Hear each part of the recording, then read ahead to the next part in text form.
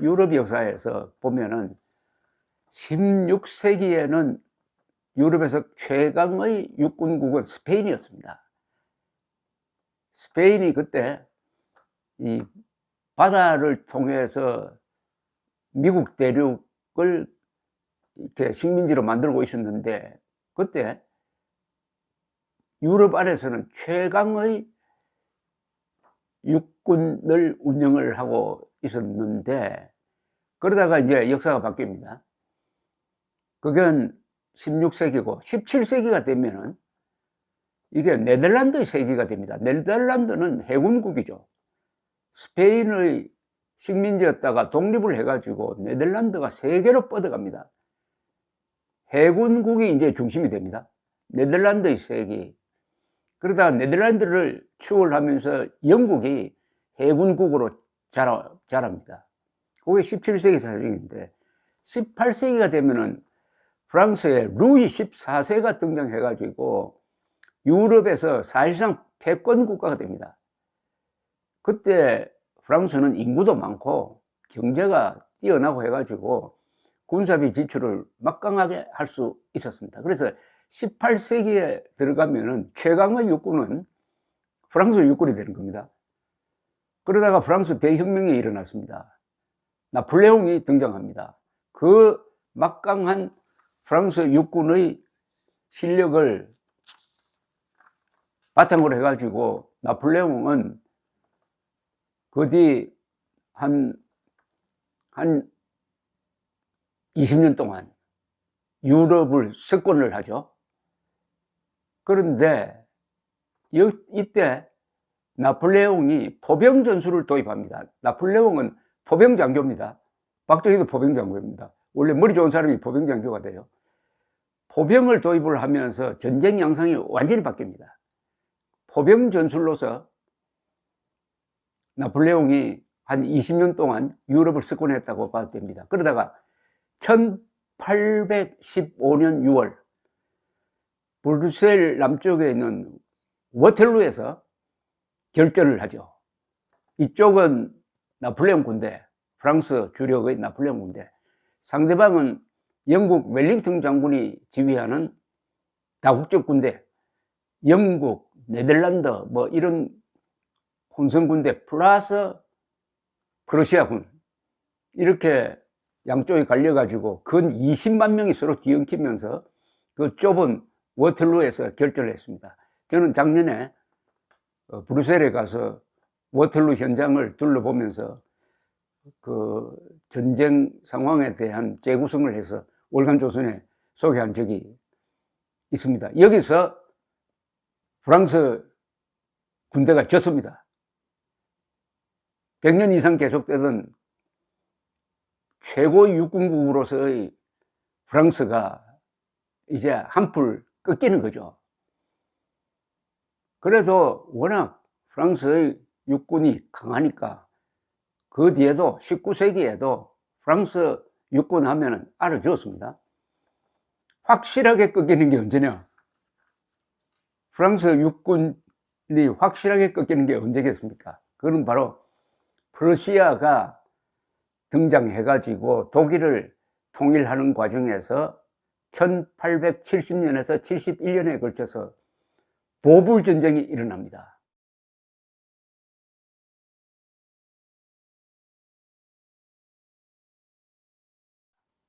이 보불 전쟁에서 프러시아가 이깁니다. 즉 최강의 육군국 두 개가 격돌하는 거죠.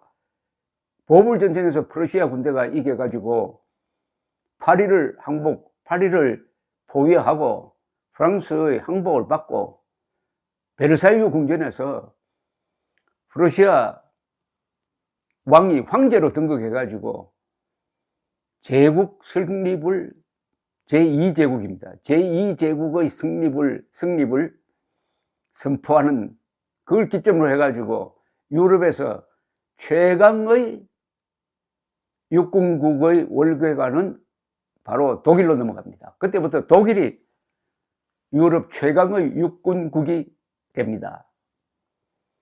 그러다 그 뒤에 어떻게 됩니까? 1차 세계대전이 일어납니다. 1차 세계대전의 주전장은 독일과 프랑스 국경지대죠. 독일 프랑스 국경지대는 대평원입니다. 거기서 산도 없고 강도 없으니까 어떻게 싸웁니까? 참호를 파서 싸웠습니다. 참호전을 했습니다. 참호전을 하니까 기관총이 가장 중요한 무기가 되었습니다. 거기에 포격전, 그 다음에 전쟁이 끝날 무렵에 탱크가 등장을 하는 겁니다. 자, 이 제1차 세계대전은 어떻게 보면은 프랑스와 독일이 서로 붙고, 프랑스를 영국이 편들고 나중에는 미국이 편들고, 독일은 오스만 터키가 편들고 오스트리아가 편들고 하는 이런 형국이었습니다. 여기서 프랑스가 이깁니다.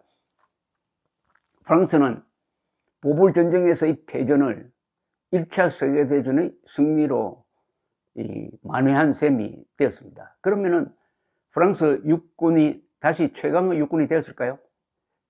그거 결승전이 좀 남았습니다.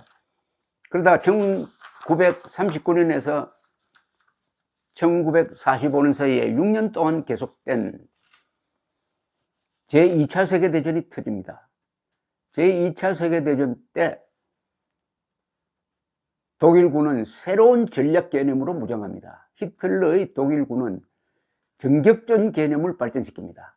그건 뭐냐? 이제는 참호전, 진지전은 안 한다. 탱크, 비행기를 결합시킨 기동전을 한다. 여기서 최강의 독일군이 등장합니다. 숙적인 프랑스군을 6주 만에 아주 괴멸시켜버립니다. 1940년 5월, 6월에 있었던 일이었습니다. 마지노선도 무력화됩니다. 6주 만에 당시에 세계 최강으로 여겨졌던 프랑스군이 항복해버립니다. 그리고 이 독일군은 여세를 몰아가지고 1941년 6월 소련으로 쳐들어갑니다. 그때 동원된 독일군 병력은 약 300만 명이었습니다. 세계 최대의 전투가 바로 동부전선, 동부전선이라고 하면은 독일 기준입니다. 독일과 소련, 히틀러와 스탈린, 나치즘과 공산주의 대결로 바로 지금 우크라이나, 러시아 대평원 지역에서 독소 전쟁이 벌어집니다. 인류 역사상 가장 많은 병력이 동원되었고 가장 많은 군인과 가장 많은 민간인이 죽은 그 전쟁입니다.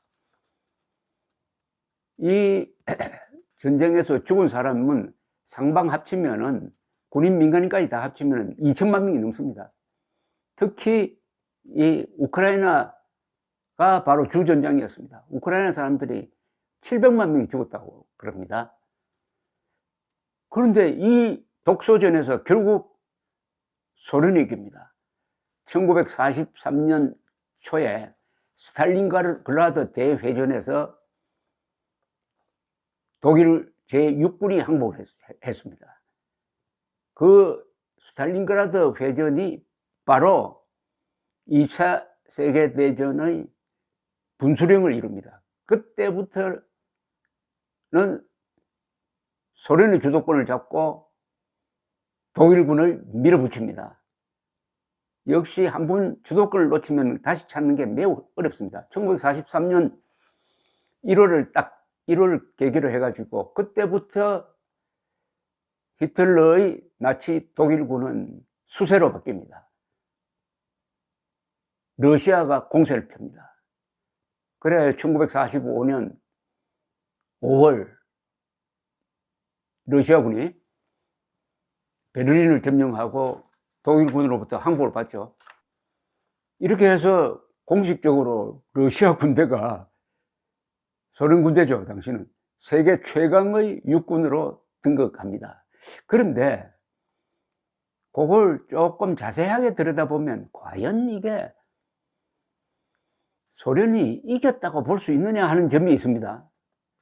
병력이 그때 동부전선에서 싸웠던 병력이 보면은 소련군은 한 1000만 명, 독일군은 한 300만 됐습니다. 1대3으로 싸웠어요.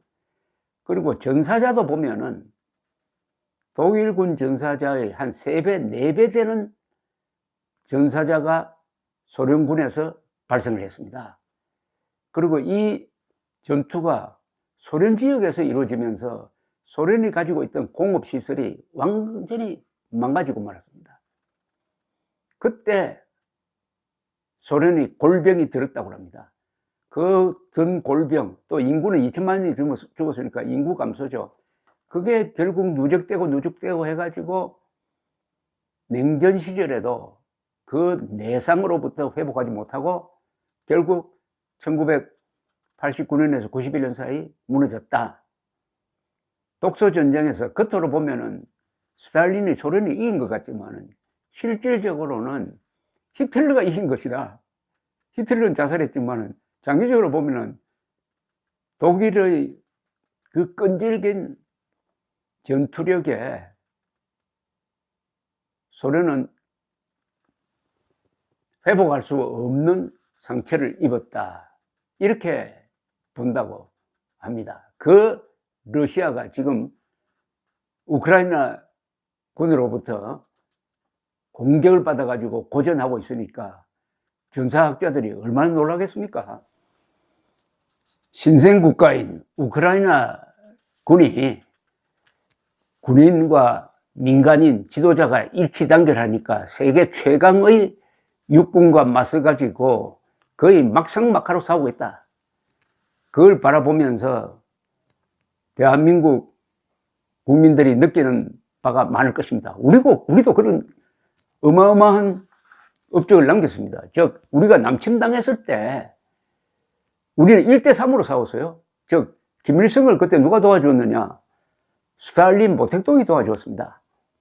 그러니까 세계 최강의 육군을 가진 스탈린과 세계 최대 인구를 가진 모택동이 김일성을 도와줬습니다. 그때는 한미동맹이 없었습니다. 남침당했습니다. 우리는 탱크가 한 대도 없는데 북한은 탱크가 200대가 넘었습니다. 그런데 이승만 그리고 국군이 버텨냈습니다. 1대3으로 버텨냈습니다. 그러는 사이에 트루만 대통령의 미군 파병 결단 그리고 유엔군의 조직 이렇게 해서 국제연합 군이 우리를 도와주게 되는 것이죠. 1950년 대한민국의 결사항전, 2022년 우크라이나의 결사항전 비슷한 점이 많습니다. 1950년 대한민국의 결사항전으로 결국은 소련이 그 40년 뒤에 무너졌습니다. 이 대한민국의 결사항전은 우리만 산 게 아닙니다. 우리가 결사항전하니까 이제 일본은 경제 부흥을 했습니다. 전쟁 물자를 대주는 군수창고, 군수창 역할을 했습니다. 대만이 살았습니다. 미국은 대만 해협에 칠함대를 보내가지고 중공의 대만 상륙을 저지를 했습니다. 그리고 독일이 재무장을 하게 되었습니다. 나토가 강화되었습니다. 그리고 트루만 대통령은 군사비를 4배로 늘립니다. 본격적으로 소련을 상대로 군비 경쟁을 합니다. 그렇게 되면 경제력이 약하면 무너지게 되어 있습니다. 그게 바로 1980년대 부작용이 나서 고르바초프 시절에 소련 제국이 무너지고 자유세계가 승리했습니다. 이번에 우크라이나가 버티면은 미국이 원하는 대로 러시아가 결정적 타격을 받으면은 아마 그와 연동되어 가지고 중국도 풀이 꺾일 가능성이 있습니다. 중국도 대만 점령을 포기할 가능성이 있습니다. 중국이 약해지면은 북한도 약해지게 되어 있습니다. 그러면은 또다시 우크라이나가 자유세계를 지켜내는 한국과 같은 역할을 하지 않겠습니까? 감사합니다.